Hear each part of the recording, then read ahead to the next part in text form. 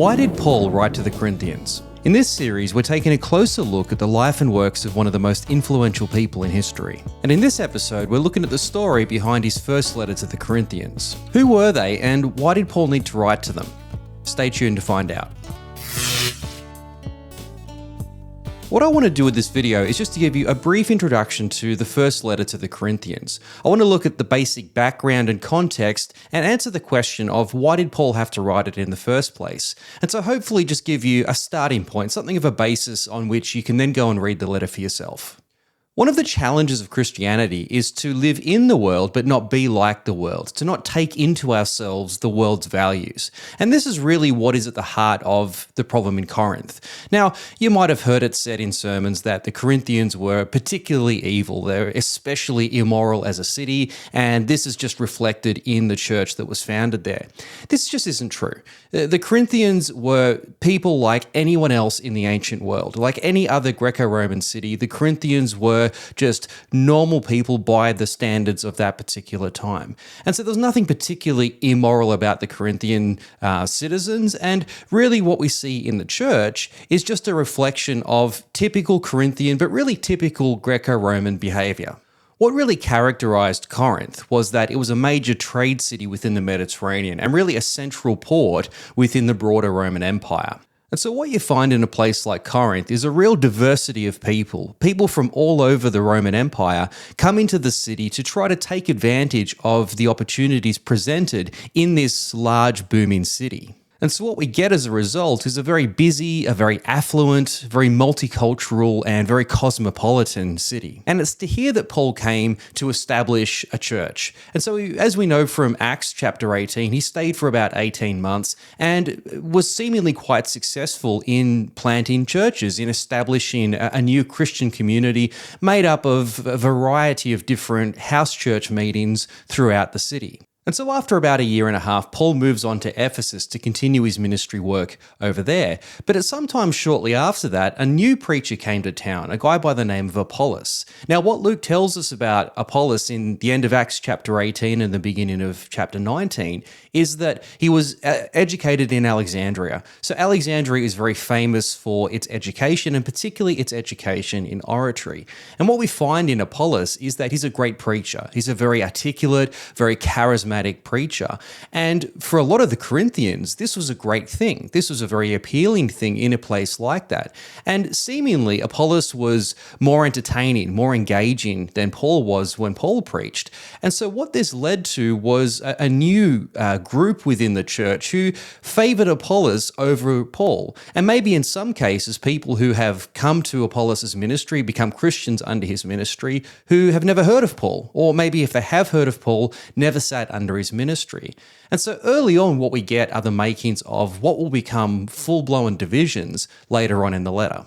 And so after a few years, Paul gets a report from the church in Corinth saying that a variety of issues had emerged within the church, and issues that were pretty standard sort of things that we would find within that Greco-Roman world. In the first place, what we find is that there are divisions that have happened. There are new parties that are forming within the church. And primarily, you've got a party that's loyal to Paul, and then another party that's loyal to the new guy, Apollos.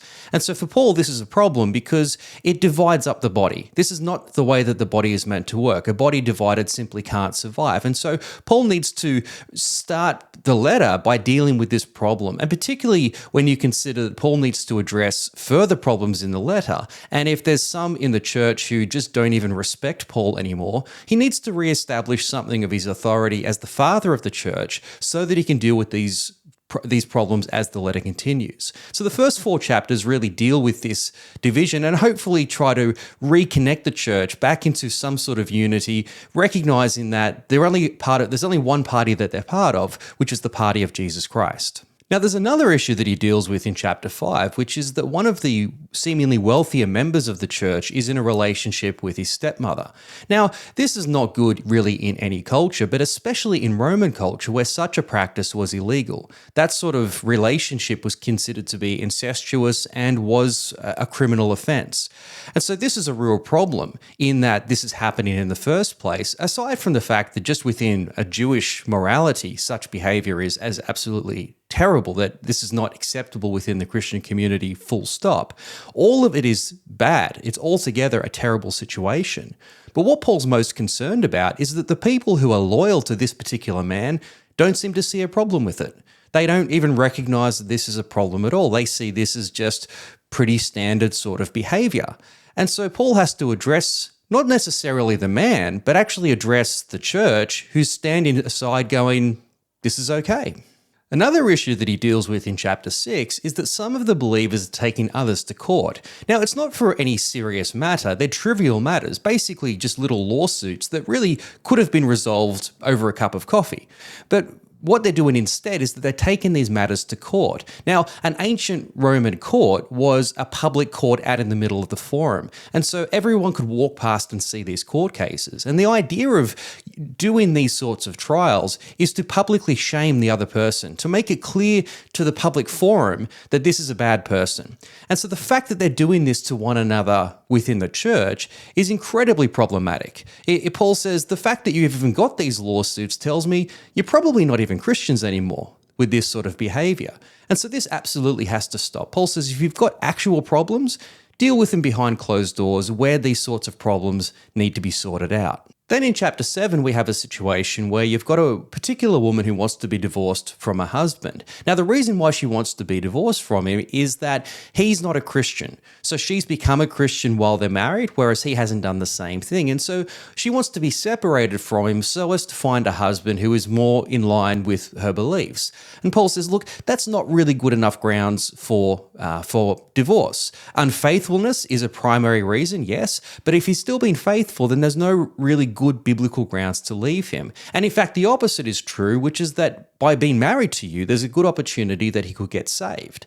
And so in the bigger context of the kingdom, his salvation is really a priority. It's something that we should really be striving for here. So the best advice in this situation is just to stay with him. Then in chapters 8 to 10, you have a number of the Corinthians who still want to go up and participate in the festivals up at the temples. Now, the temples would host festivals and sacrifices to the gods, and these were great civic events. The city would turn out for these and it would be a great celebration. There'd be a great feast. And importantly, for a wealthier Corinthian, it was a great opportunity to network. It was a place to go and to engage with the city and engage with other elites in the city. And so some of these Corinthians wanted to still participate in these meetings. And their rationale was, hey, look, it's just a meal. It's not a real God. There's nothing real about any of this. And so what difference does it make if I go up there if my purposes are just to network and be involved in the city? Isn't that a good thing? And so Paul's response is, look, you're kind of right, but the problem is that there's weaker brothers and sisters that are watching you that still think that this is idolatry, and so themselves will be led into idolatry and then therefore violate their conscience. But also above that, you can keep going to them and, you might go up once and it's okay and go again and it's okay. But eventually, if you keep participating in these events, sooner or later, you're going to revert back to being fully involved with them. And so the simplest solution to all of this is just don't go. Just don't participate. That's really the best community-focused solution that takes consideration of your weaker brothers and sisters, but also it protects you who may be very easily led into the temptation of going back into those old practices. Then in chapter 11, we have a situation where some of the women are taking off their head coverings to pray and prophesy, whereas some of the men are putting on head coverings to do the same thing. Now, I've actually done a whole video on this previously on this channel, so I'll put a link to that and you can go a bit deeper into it with that video. But then in that same chapter, we have a situation where some of the elite Corinthians are using the meal, which was the church service. The service was a meal. They were using that opportunity to reinforce their superiority over the poorer, weaker members of the church. And so this meal that was meant to be egalitarian, where everybody was meant to be brothers and sisters, is instead being used to reinforce high and low, used to reinforce superior and inferior. And so naturally, Paul is absolutely livid about this and writes chapter 11 as a harsh rebuke of this particular practice.